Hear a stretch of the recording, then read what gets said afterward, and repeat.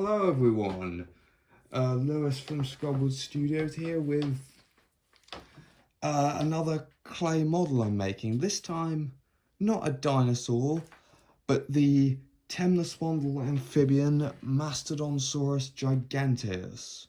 At least I think the skeletal is giganteus. It could be one of the other Mastodonsauruses, but that's the species I'm intending it to be.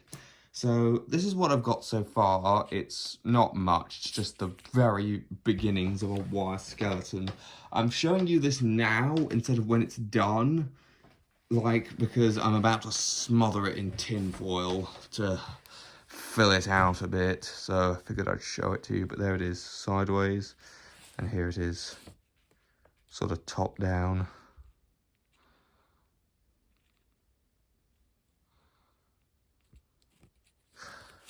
Yep.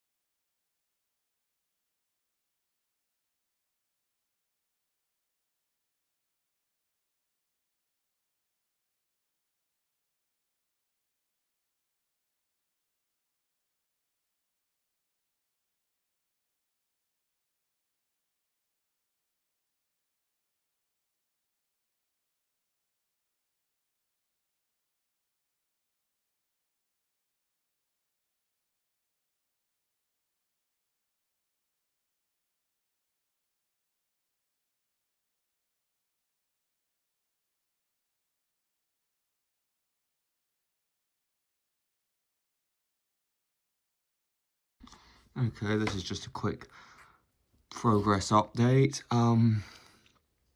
I've given it a bit of a dark wash. I forgot to record that, by the way, sorry, to kind of highlight some of the detail. But the problem is some of that's bled onto the underside and it's kind of stained it, so I'm just gonna go over the underside with a bit more pale to sort of fix that. And yeah.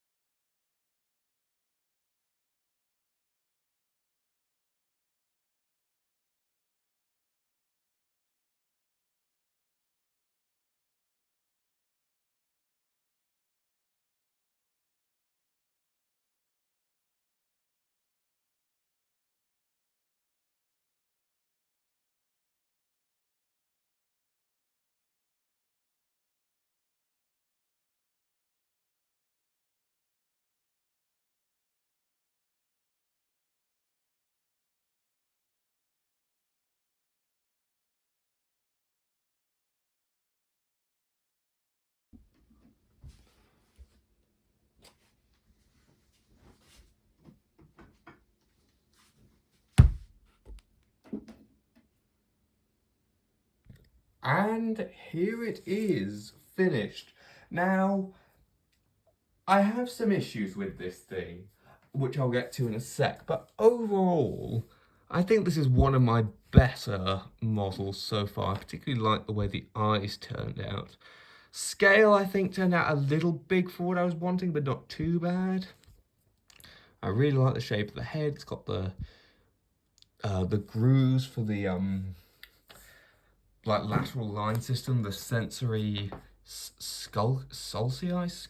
I'm not really sure how you say that. It's got the little bumps for where the teeth are poking through them. In this case, the reason why they're painted like the rest of it is the idea is the teeth have pushed the skin up and there's like a pouch there with the tooth in it. These aren't meant to be the actual teeth. That's completely speculative. No evidence for that. It just kind of made more sense to me than the teeth poking up through holes in the skin. And I gave the whole thing, I did like a whole dark wash on the whole thing, and over the sort of light brown, and I put some more darker paint on these little sort of bumps that look kind of like a toad skin, which I kind of like. Flipping it over, a lighter brown on the underside, nice paddle tail. The one thing I'm not happy with is the feet. They are very, very delicate. Like, as in they've already broken multiple times. I've had to super glue them back together. And a couple of times I lost the toes and had to use random bits of dry clay I had lying around as replacement toes. Like, for example, you notice this toe here is a bit bigger than these others. That was originally going to be a tooth for a previous project that got stuck on. And I think you can see the crack line there where that was glued back on. These were glued back on at one point, I think. And I've overall decided I can't use it for Prehistoric Valley for puppeting. It's just too brittle. But I do have another use for it. One of my family members, specifically my grandma, has taken a great liking to this thing. So I'm going to give it to her as a gift, and she can admire it on her shelf. And I hope she enjoys it a lot. So with that, because of that, this might be the last time you see this thing in video form, but like as in on my channel, but who knows, maybe I can borrow it back at some point if I ever do want to use it. But again, if I'm not going to use it for Prehistoric Valley, it probably won't appear anyway, so yeah. So without further ado, I'm going to end this video here. Scrubwood Studios signing out.